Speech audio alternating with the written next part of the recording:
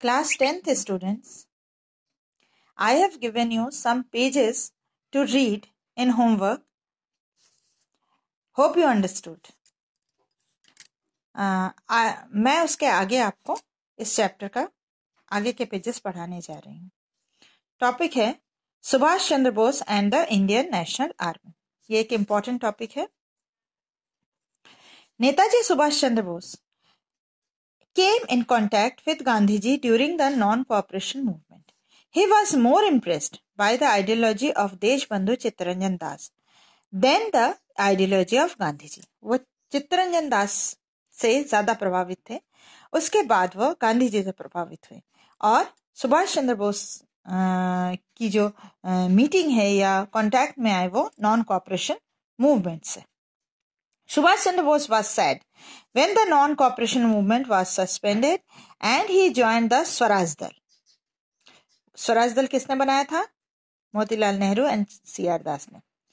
Organized by C.R. Das, Subhash Chandra Bose was represented the youth in the Indian National Congress and believed in the ideology of total independence like Pandit Jawaharlal Nehru.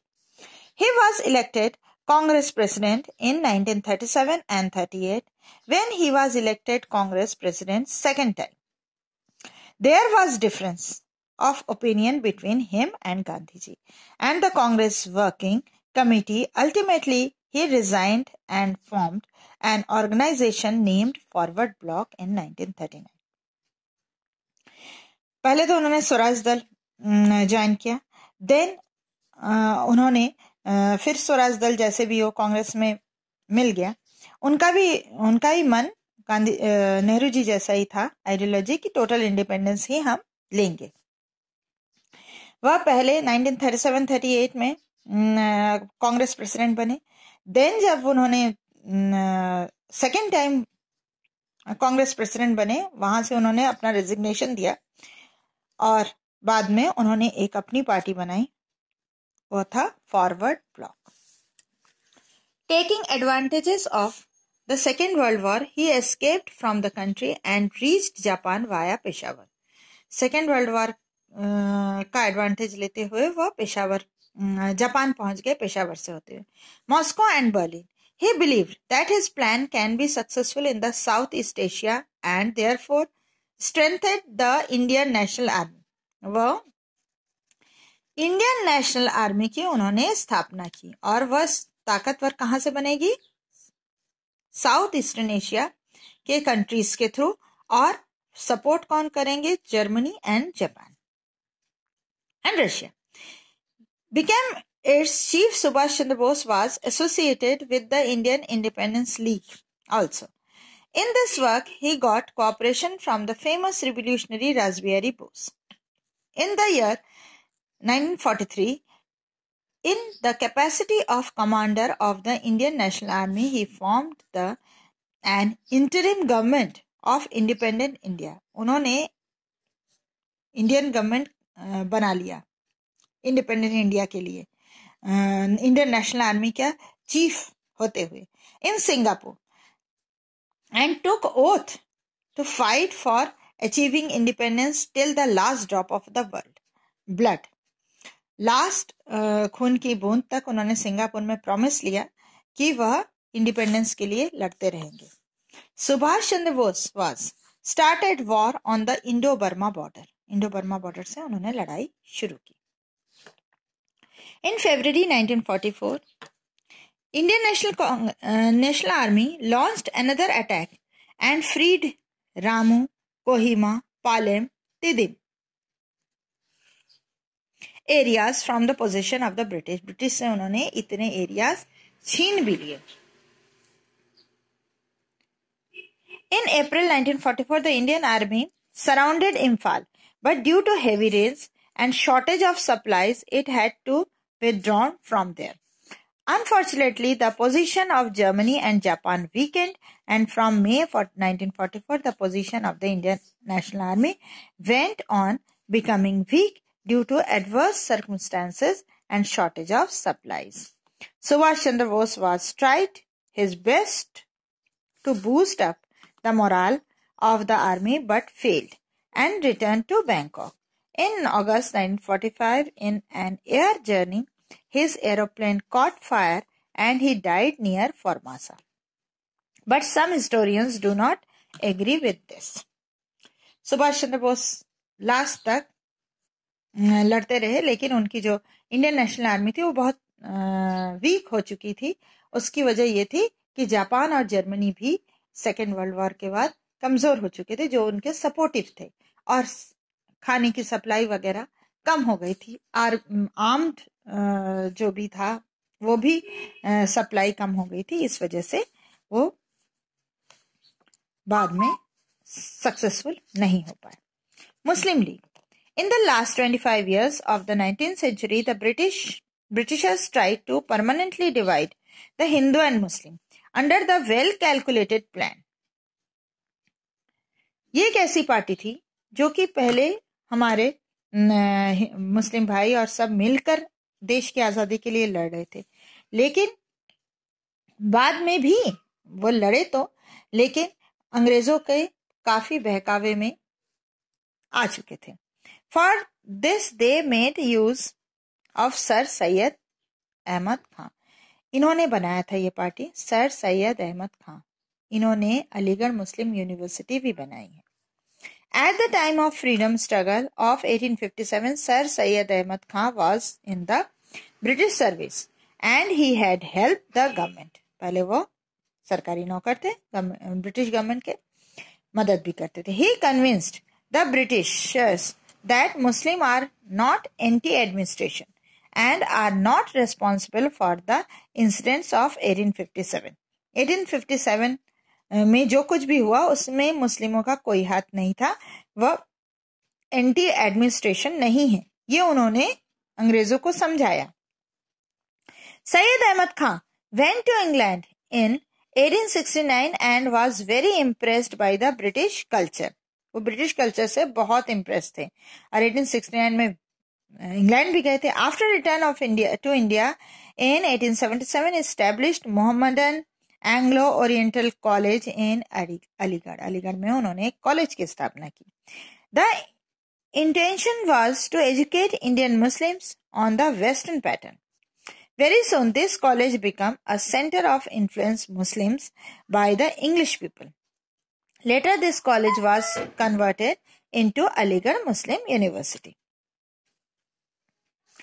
and became staunch supporters of the Britishers. The first principal of this college, Mr. Beek, 1883 to 1899, engaged himself in distancing the student from the national spirit. उन्होंने principal किसको बनाया? Mister beak को, जो कि britisher थे, और उन्होंने अपने स्टूडेंट्स को नेशनल स्पिरिट और देशभक्ति से दूर रखने की पूरी कोशिश की.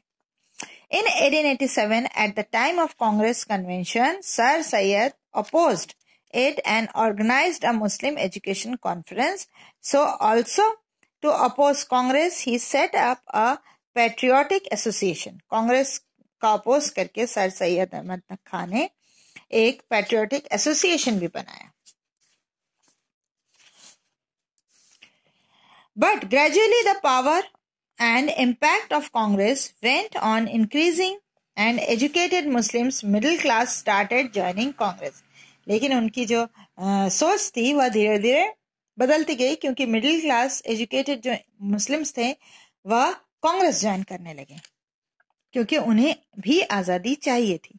This became a cause of worry for the Britishers. They started making efforts to keep the Muslim away from Congress. They tried to explain the Muslim that Congress is a Hindu organization and it is not advisable for the Muslim to join it. In fact, the British administration wanted to create permanent differences between the Hindu and Muslim on the ground of religious, economic and political issues. In the beginning of 20th century, the feeling of communalism became strong. One section of Muslims started feeling Congress to be anti-Muslim.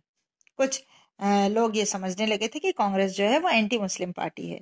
ये उनको बताया गया था, Britishers ये कर रहे थे.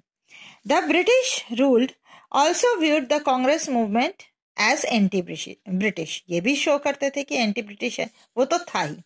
Therefore they wanted to promote an anti Congress organisation. अब वो चाहते थे कि एक ऐसी ऑर्गेनाइजेशन उन्हें मिले, ब्रिटिशर्स चाहते थे कि जो एंटी कांग्रेस हो.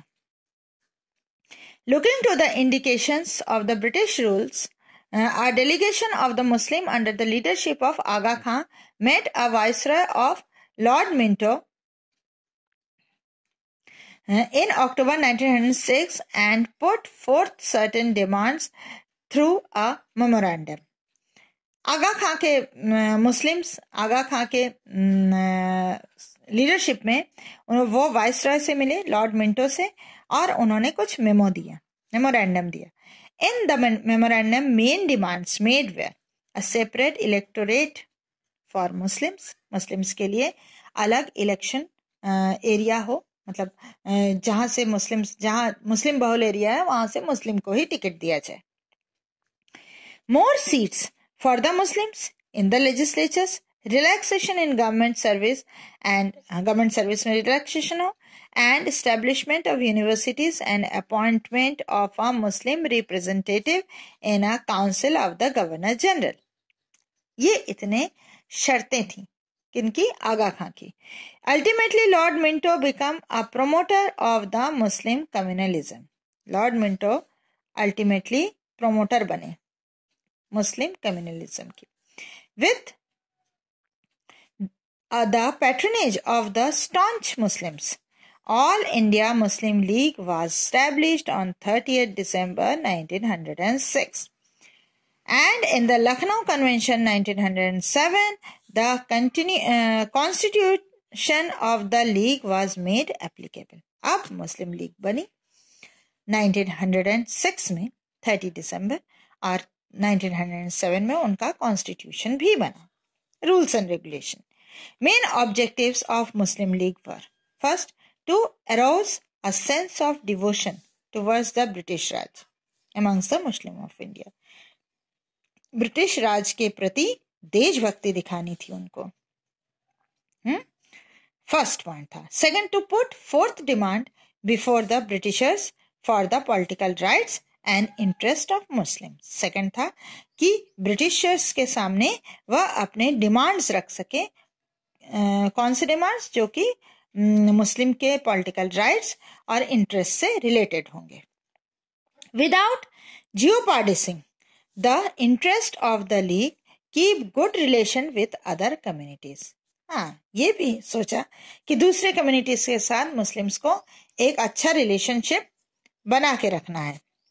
From the objectives of the Muslim League, it is clear that it was a communal organisation, not a national organisation. It's a communal organisation, जो कि हिंदू मुस्लिम में फर्क करता है.